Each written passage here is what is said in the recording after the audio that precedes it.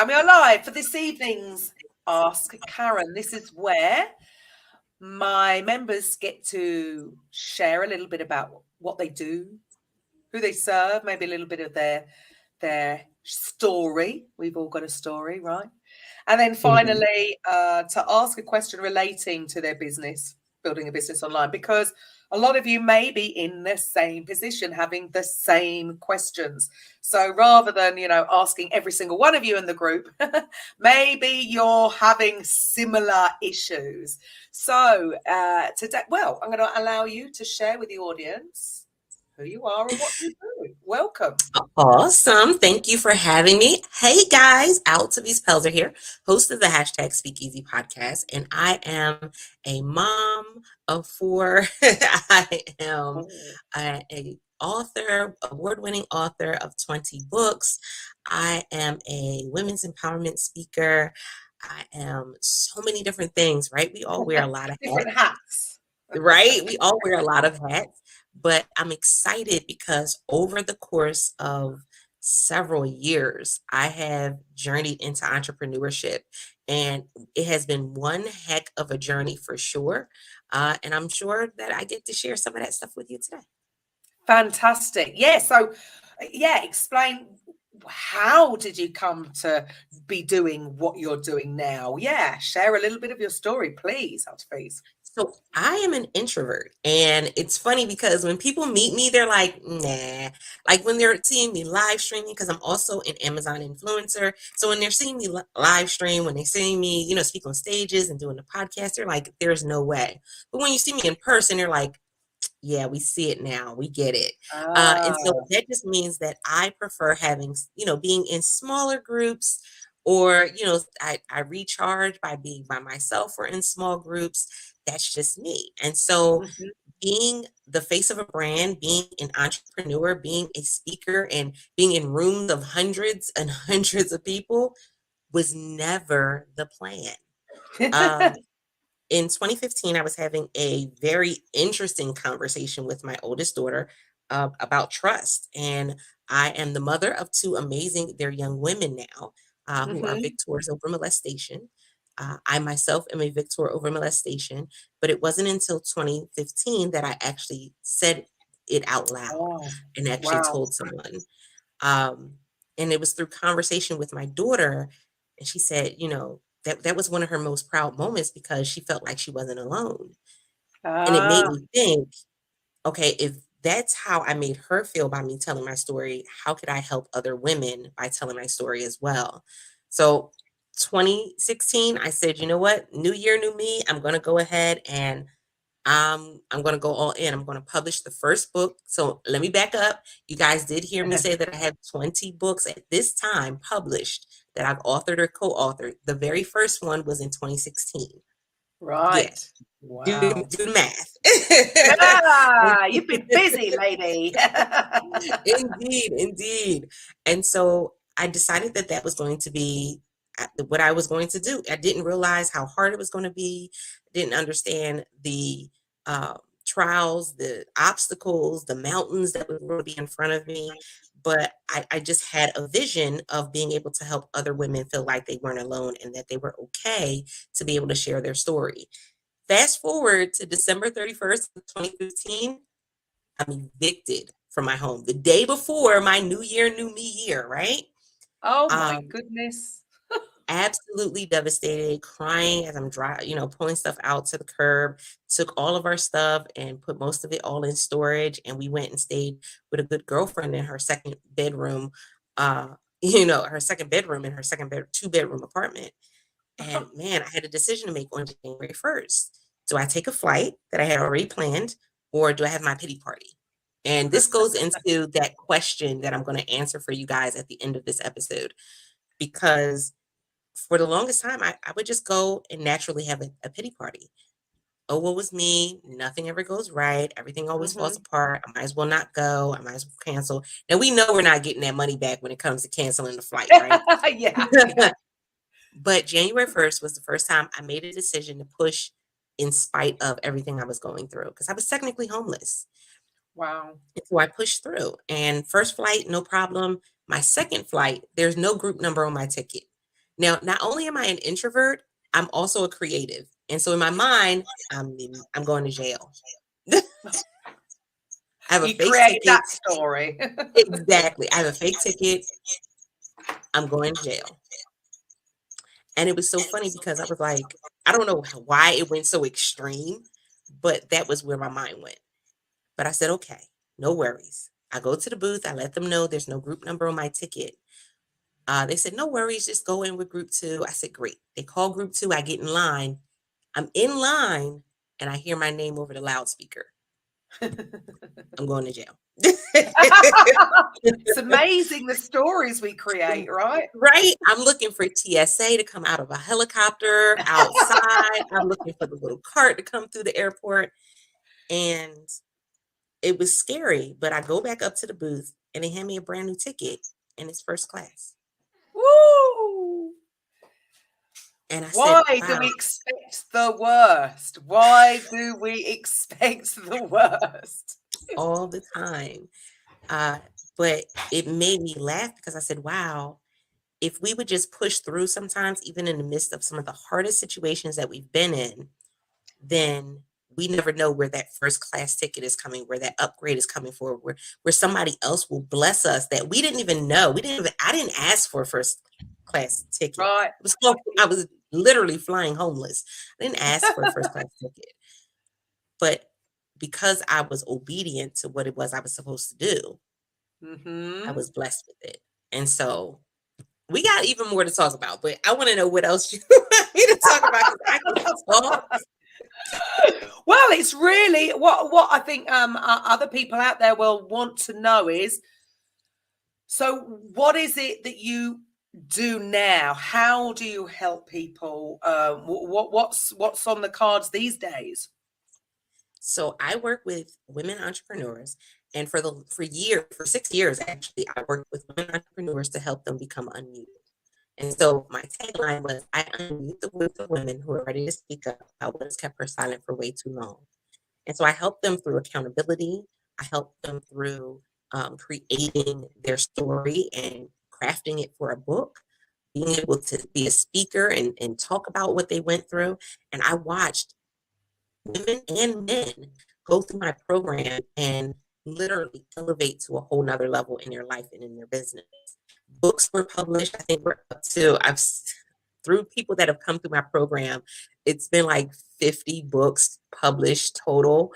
And one of those, well, no, my aunt actually published 5 and she came through my program as well. Wow. And, it's just, it's a blessing to be able to do all of these things and help women in this way because for so long we've thought that our story didn't matter. Our story was invalid. Our story, there were already stories out there like ours. Why should we tell ours? Who's going to believe us? Mm. And so there are so many things that keep us muted in life, in relationships, in business. And it was my goal to make sure that women could become unmuted. I've watched some of the most amazing things happen in different people's lives, from reunification with their family to again becoming speakers to even being able to work alongside the police department as a as an advocate for those who had been in domestic violence. Like I had watched women really go from that place of being timid and scared and muted to becoming Mm. unmuted and literally it just taking off on its own for each and every one of them. Wonderful. I mean, this is a thing, and it happens so often. People don't want to speak up because, as you said, is yeah, all sorts of things. Yeah, are they going to believe? Fear of being judged, fear of being ridiculed, fear of all these fears. So actually, it sounds like it's going back to the original thing, that fear is what stops us from stepping forward and owning and stepping into our truth.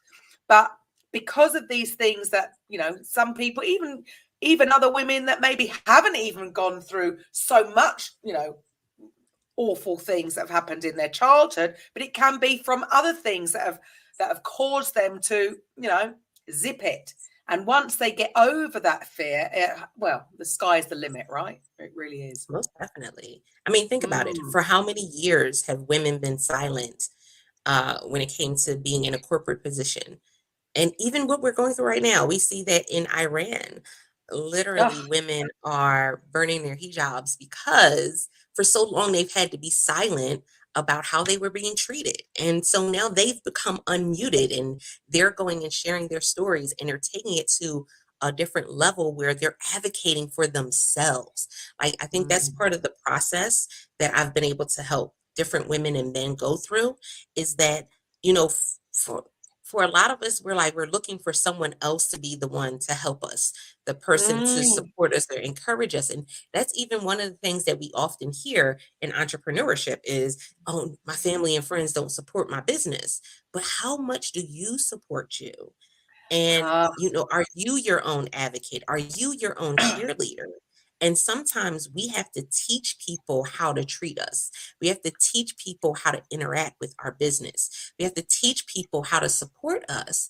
They don't know because Oh, oftentimes you may be the first one to do dot, dot, dot in your family. oh, 100%. I hear that all the time, and it does feel, or it can feel sometimes like you can't be what's the saying? You can't be a prophet in your own backyard. But Mhm. if you were clear and concise on what you wanted them to do, there's the other flip side of that is they're not mind readers. I'm sure that if you asked them to do X, Y, Z, they would more than gladly support you. But quite often people just actually don't know. So it's always some kind of lack of communication, right? And they're sitting over here thinking, oh, no one's supporting me. And actually, there may be people over here that would gladly support you if they knew exactly what you needed them to do, right? Indeed. I'll give an example. A good girlfriend of mine, we are like sisters. And she knows that I'm on this journey as an influencer, and so I do live streaming and videos on the Amazon platform. She's just like, like, go ahead, go all in. I'm loving it. Like, she'll support me. She shows up for my live streams. But here's the thing that really stood out. She just moved into a house. And so, of course, when you have a brand new home, what do? You have to buy new things. Sometimes you got Mm-hmm. to, put new things in. She said, well, I'll just, as stuff is coming in, I'll hold it. And when you come in, when you come to visit, we'll go ahead and record so that way you can use it for your live streams and for the platform. And like, again, you have people that want to support you, but sometimes they got to see you doing, like, being consistent in what you're doing. They got to see Ah, you, actually taking the steps. It's one thing to plan it out because listen, hear me clearly. Everybody does vision boards and SMART goals at the beginning of the year. It's one thing to plan it out. It's a whole other thing to walk in it and they oh, see the good, the bad, the ugly. Because it's not just me showing them and saying, oh, it's all bells and whistles. Everything is beautiful. It's rainbows and unicorns. And the reality is, no, it's it's not. like this. Exactly. There are scammers who are vendors who are scamming you.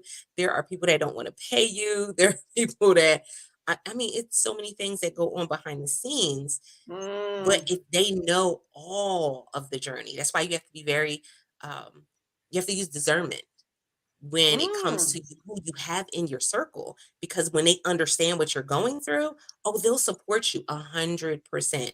They'll go, oh, is this, oh, can you use this? Oh, what do you need with this? And then in return, I get stuff in that were for her home. And so I'm Right. like, so she's holding stuff for us to record and put up. And then I'm bringing stuff with me that I've had shipped to me and accepted because I knew she could use it in her home. It's also about reciprocity. Ah, there we go. Yes, it's a two-way street, right? It's a It two-way can't go street. through one way. Right. And so is it always going to work out in that way? No, it may be a different way that we reciprocate that support for each other, depending on, because we have a small friends group and each of them support me in different ways. I support them in different ways. But it's that reciprocity. It's that, okay, I see you. Okay, what do you need? And I know for me as an introvert, they pull me out of my introversion for sure. Ah. They make me people monthly. Well, They make me people. because you do. It is about the balance. I mean, one of my daughters is an introvert. However, with this whole, what the madness that has gone on for the last 3 years. In the beginning, it really suited her actually because she is naturally an introvert, so she quite likes to she needs to recharge by being on her own. However, like you say, sometimes you need people to actually pull you out of it because otherwise you can get a little bit too comfortable, right? So again, Yeah, it's all about balance, isn't it? yes, it is. And so, as someone who has created a whole a whole movement around people becoming unmuted, I still have people that I rely on sometimes to help me become unmuted as well. Because Oh, again, it's a consistent process that we're going through. And so even when I see women that have told their story, there are still other parts of them that may be muted. There are still yeah, other parts sure. of their journey that they're going to come up against something and say, "Oh, I've never shared that before." And that Right. hurts. You know how you feel like you've healed from something, but if Mm-hmm. something hits an area that hasn't fully healed, there's that like soreness that you Mm-hmm. feel. It's the same thing in our Mm-hmm. lives. It's Of, there are going to of be things that you come in contact with as an entrepreneur, a speaker, an author, a podcaster. It doesn't matter what kind of business you have, it doesn't matter what stage you're on. There are going to be some things you come in contact with that may hit a sore spot. And that's a whole other process of becoming unmuted all over again. Oh, absolutely. Well, it is a constant. None of us. It's not about completing the journey, right? Otherwise, I'm sure we'd probably be gone. it's all Exactly. about. It's all about the journey, right? And yeah, it's interesting that some people think just because you are coaching that everything's going to be all perfect and, like you say, unicorns and rainbows everywhere. But everybody will have certain triggers. We will not have yes, or maybe on the grand scheme of things, coaches maybe would have naturally gone through some of the healing process, but there'll always be something else because some things, it doesn't have to be a major trauma to still have an effect on you. It could be something that somebody said to you when you were 4.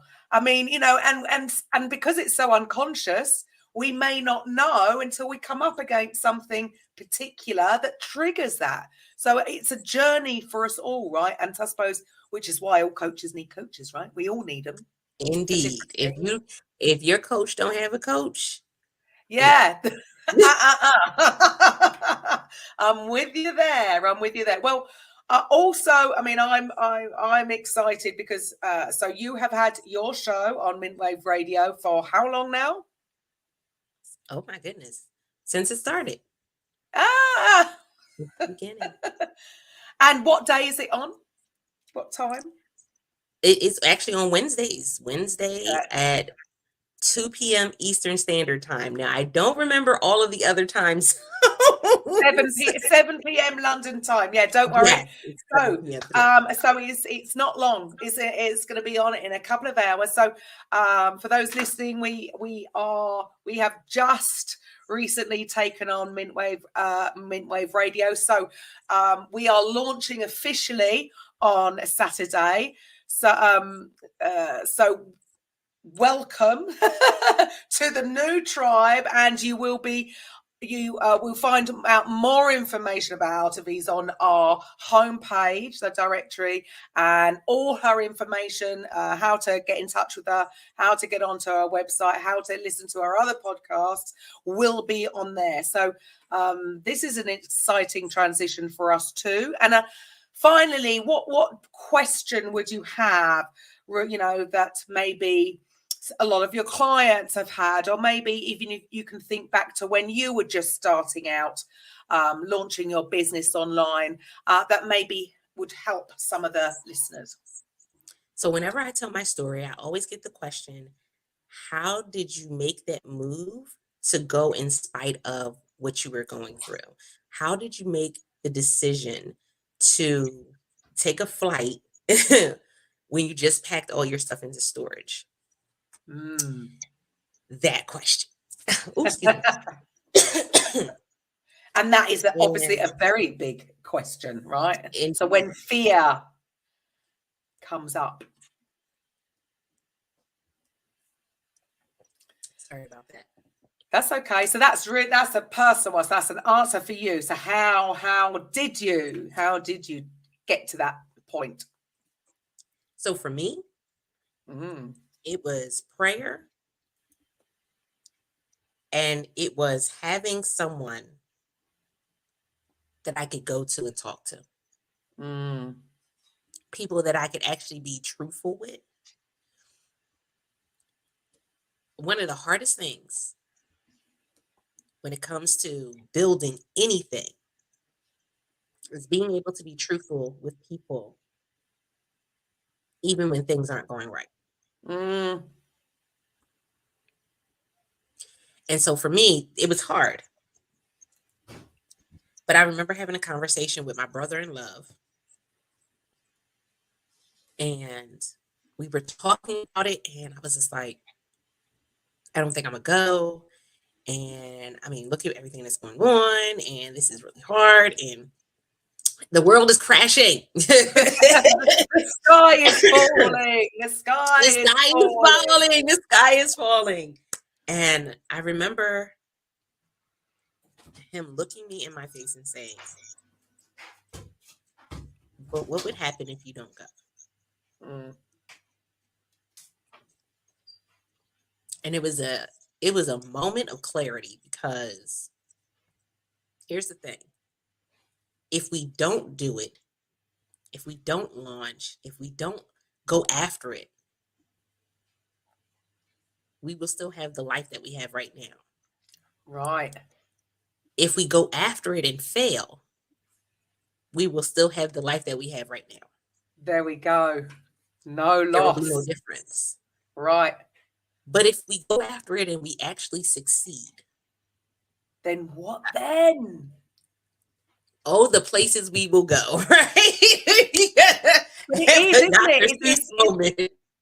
It's just interesting that so many people, like we said right at the beginning, it's almost like we are programmed. We've been conditioned through whatever, schooling, peers, whatever, to expect the worst, when actually, yeah, but what if it did go according to plan? And although some people do have that fear, I never actually understood it until more recently. The fear, you could understand the fear of failure, but the fear of success, I think, is more common than people realize, including myself. But all these things are just fears. But so really what I've taken from that is really to ask yourself an implication question. Yeah, but what if this time next year, nothing has changed? How would I feel? And so for a lot of people, that wouldn't be sustainable. So that might be the big enough push to actually get you to take action. And that's all it needs to take. Baby steps, just take action. If you're moving forward, you cannot be going backwards, right? There's only one way or the other. Exactly. And I think that's the fear. That goes with that fear of success. It's like, oh, but then I'll have to do taxes, and then I'll have to do this, and then I'll have to do that. And I think that is bigger than people realize, because I think that is unconscious. Because obviously, on the face of it, I used to think, what are you talking about, fear of success? No, people can't have that. But we don't want to have that fear, right? It's not a conscious decision. It's unconscious. And that is what sometimes is pushing that goal away. Also. Oh, yeah.